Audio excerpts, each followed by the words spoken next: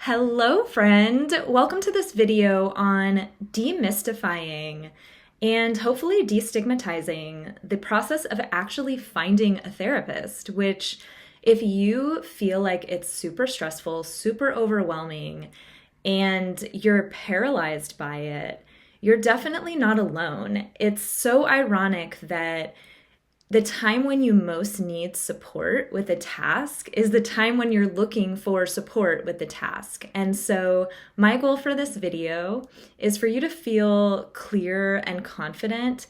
And even if it is annoying and sometimes disappointing, that you at least feel like you're doing some of the right things. And I have a super special coping skill to walk you through at the end that I'm really excited about and that you can use for almost any issue that you have in your life ever. No big deal. But first of all, my name is Lizzie Gobst. I'm a licensed marriage and family therapist in California. I work mostly with couples and singles on relationship issues, but I really work with a full range of people. And that's actually my first point for you, is if you're looking at therapist profiles and you really resonate with the person, but they say, I work with addiction or I work with families or whatever it is, and you're like, oh, that's not me, I better move on.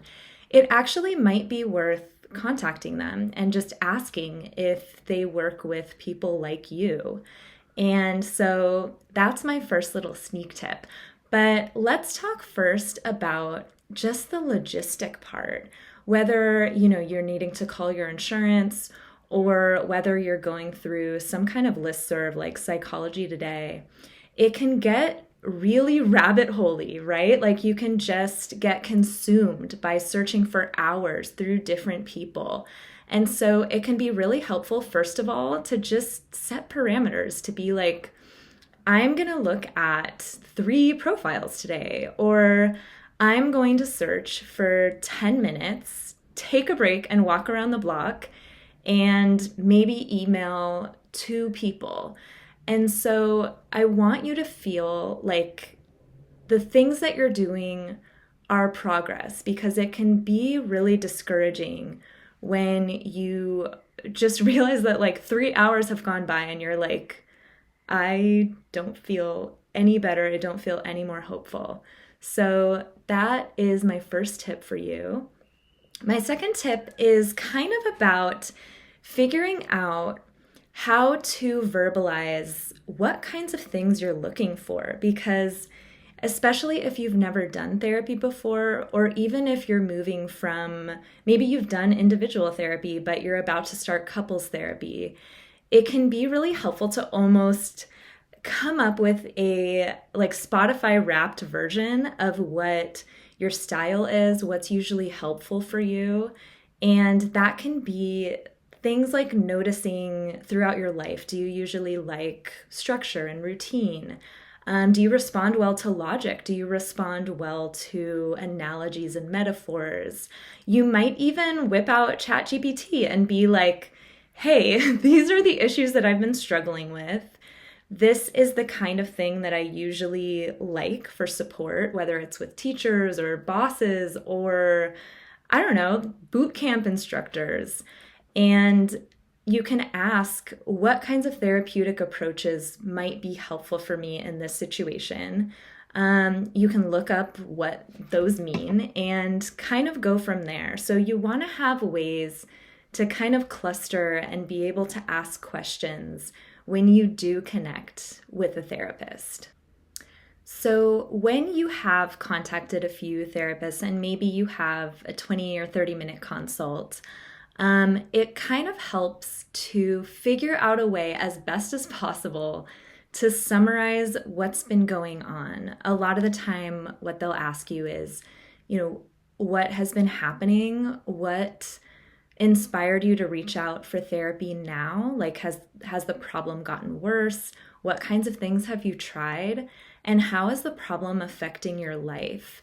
And maybe, honestly, you don't even have a problem. Maybe you're looking for insight. Maybe you're going through a transition and you want perspective, you want support.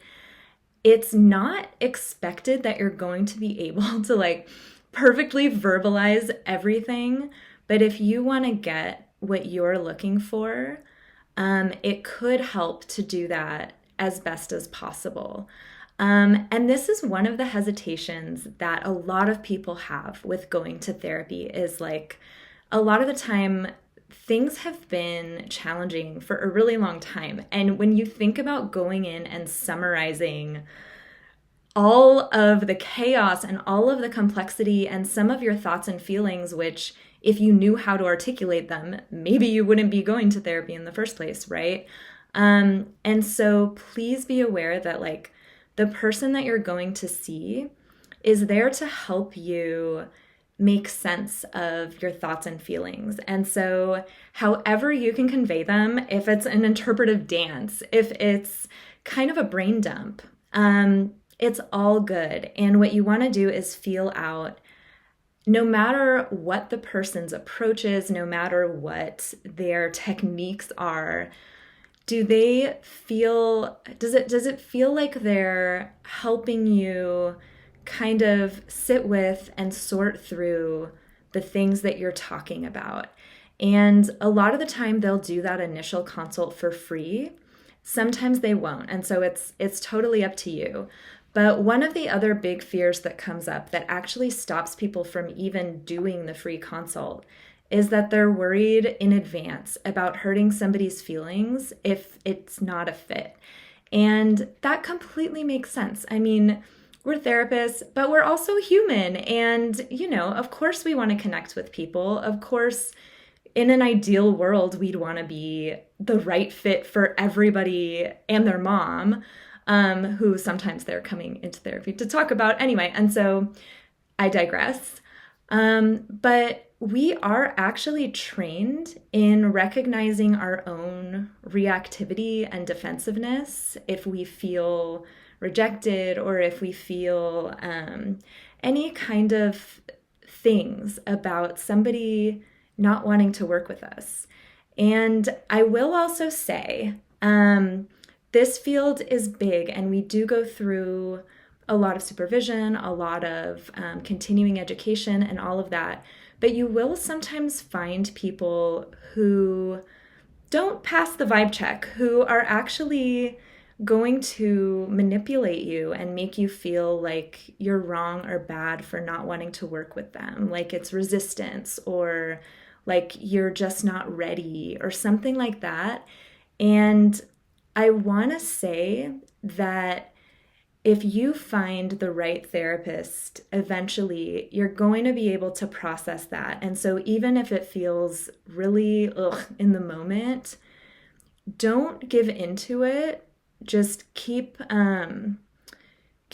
plugging through and be really honest. Even if you need to just hang up the phone, you know, you're an adult, you can do what you need to do.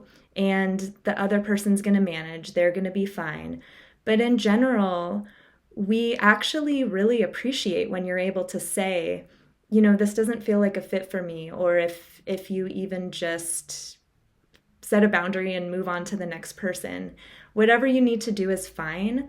The most important thing is that you do find the right fit for you. Like, how horrible would it be to sit in sessions and pay someone and like be super vulnerable with your story and to not be a fit because you were worried about hurting their feelings? And so it's really important to balance, like, this is going to be a moment of discomfort. This is going to be really tough, but it's going to save me so much time and money, and it's going to lead to my growth because I will find somebody that I am a fit with. And so I just wanted to spend some time addressing that because that is a really real concern.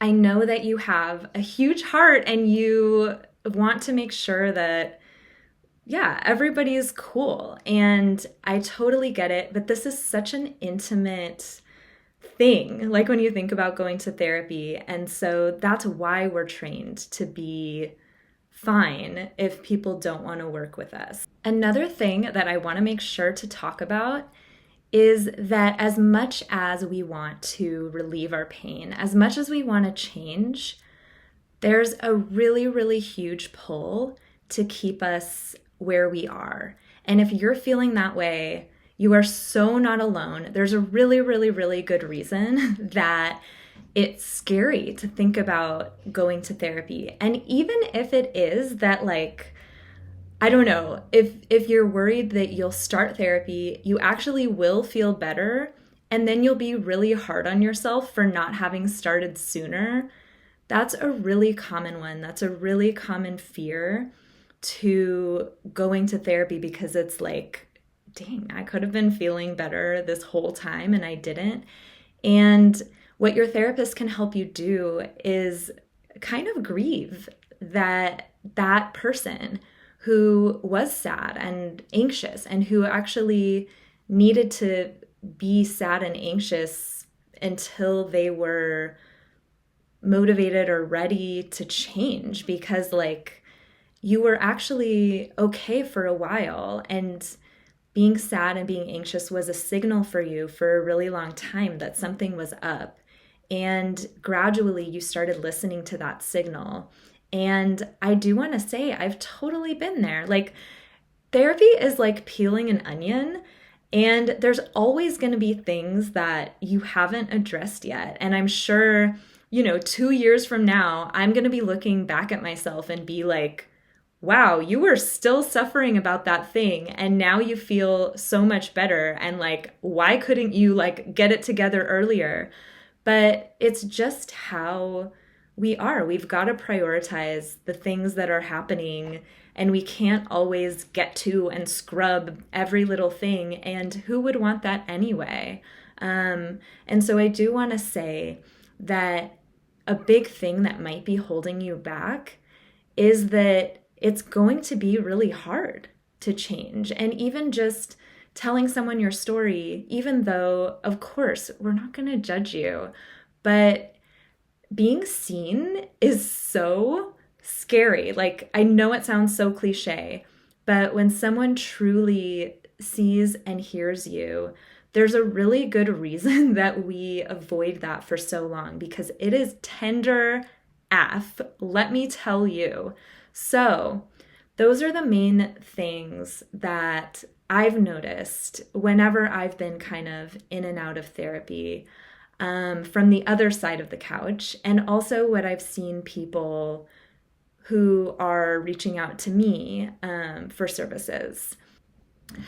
So now I want to show you one of my favorite coping skills that I kind of teased in the beginning, but it's something that once you have the insight, like once you know why you're emotionally eating, or once you know why you're scared to make the therapy call, the information only gets you so far, because hello, we still feel this like really visceral fear in us that like our finger will tremble as we're dialing the phone. And so we need something to turn that insight into action, even if the action is like trembling action. We want to figure out how to move forward.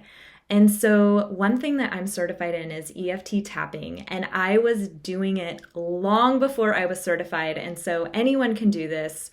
You can do this on your own. You don't need any training, but I just want to show you what it looks like. And what we're going to do is literally tap on different parts of our body, and you just have to follow me.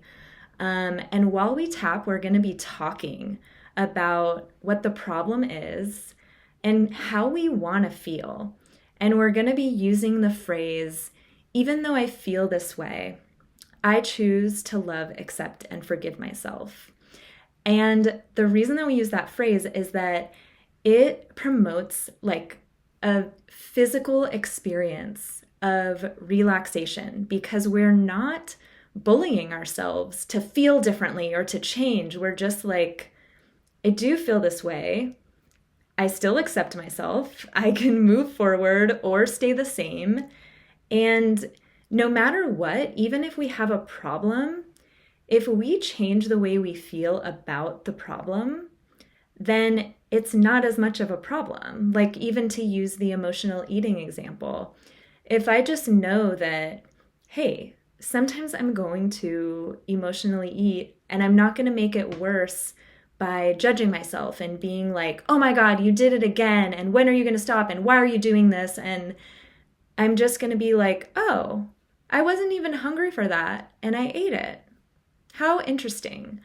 And then it doesn't consume the rest of my day. And so that's why we do that. What I find with tapping is that you just kind of have to experience it. Like, I can explain it until the cows come home, but I'm just going to show you and you're going to see and feel what I mean. So follow along with me. You're going to tap with about the same amount of pressure that you would like tap someone on the shoulder with. And you're actually going to repeat the words that I say after me so that you are marrying your language and memory center of your brain with this feeling of relaxation.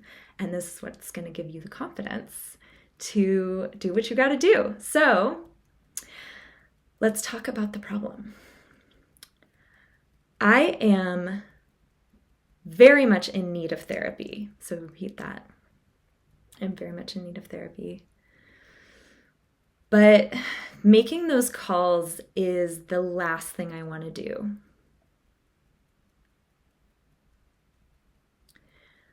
I don't want to wade through all the bureaucracy.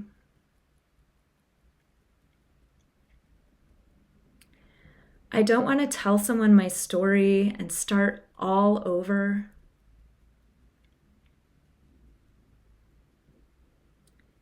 And what if I don't even like them? And what if I spend all this time and money and I don't even change?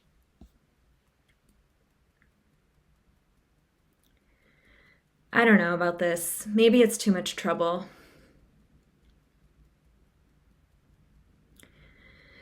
Maybe I can just figure this out by myself.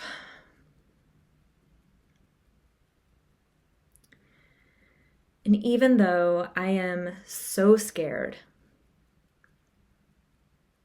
I choose to love, accept, and forgive myself. Even though I'm dragging my feet about this, it makes total sense to feel that way. And I love, accept, and forgive myself for that too. Okay, amazing job. So take a deep breath in and let it go. Nice. That was just the setup statement. Now we're going to do the full round of tapping. So follow along and tap where I tap. They should not have given me this job.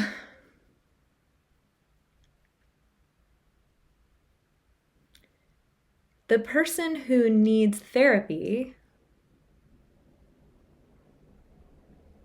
shouldn't also have to find and interview therapists.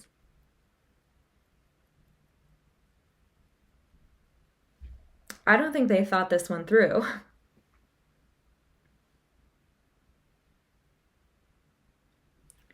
Because I already don't have energy or focus. Because maybe I've been anxious or sad or grieving. Maybe I've been fighting with my partner and wondering if we're compatible.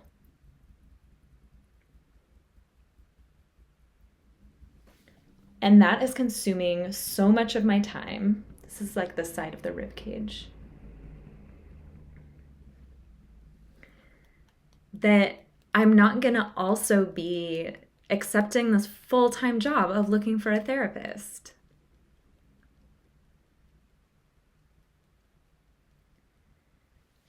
I don't know what kind of help I want.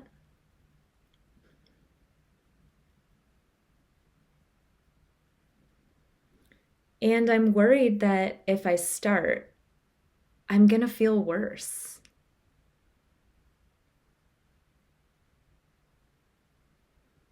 I'm worried that right when I sit down, everything's going to spill out.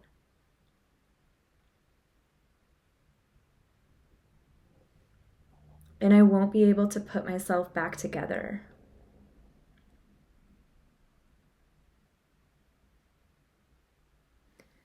And even though I'm worried about that,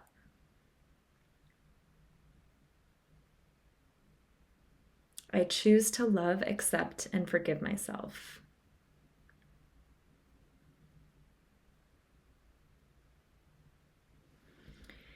This is going to be a journey.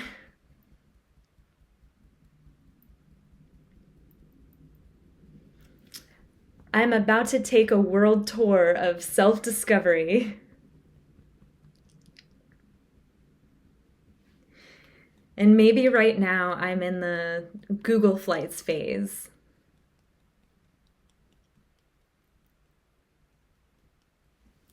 And I'm making all these travel accommodations.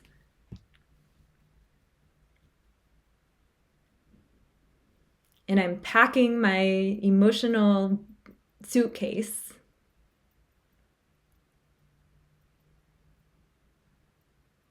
I really hope it makes it through security.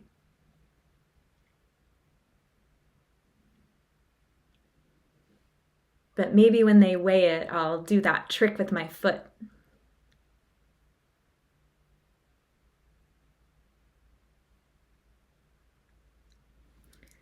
And even though I'm anxious to just get to my destination,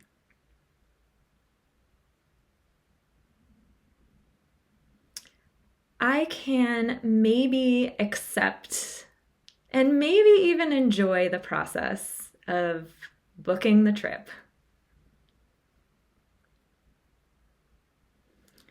I can look at a limited number of profiles a day.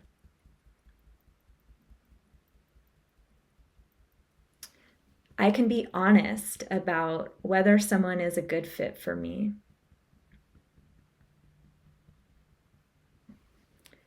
And I can survive the guilt of telling someone that they're not a good fit.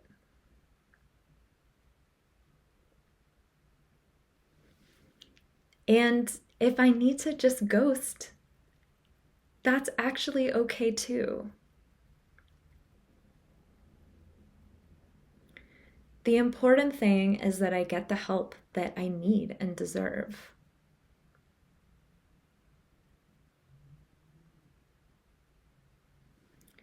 And I can stop taking care of everybody else.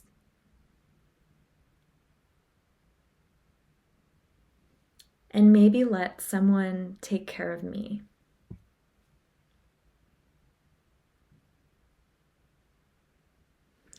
Even if I'm just doing that with the helping professionals.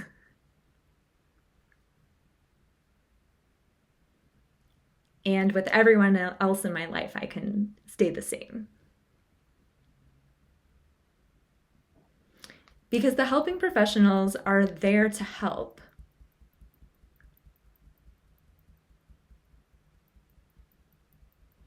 And it's safe to wave my SOS flag and be like, over here, please.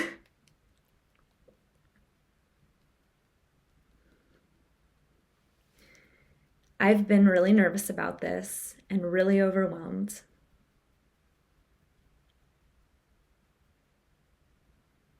But I'm ready to take one step today.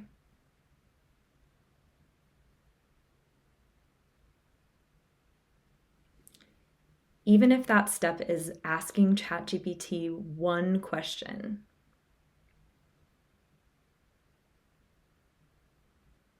I'm going to get the ball rolling.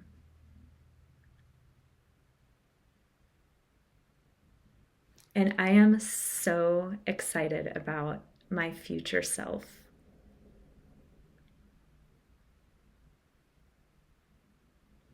Because my present self is pretty amazing. And it can really only go up from here. All right, let's stop there. And again, take a deep breath and let it go. So that was tapping. You literally just do what I did. If you miss a point, that's all good. Make sure that you drink a ton of water. And I hope that this was helpful for you. Please let me know if you have any questions about finding a therapist or anything. I'm here and I'm rooting for you, and I'm so, so happy that you watched this video. All right, I'll see you later. Bye.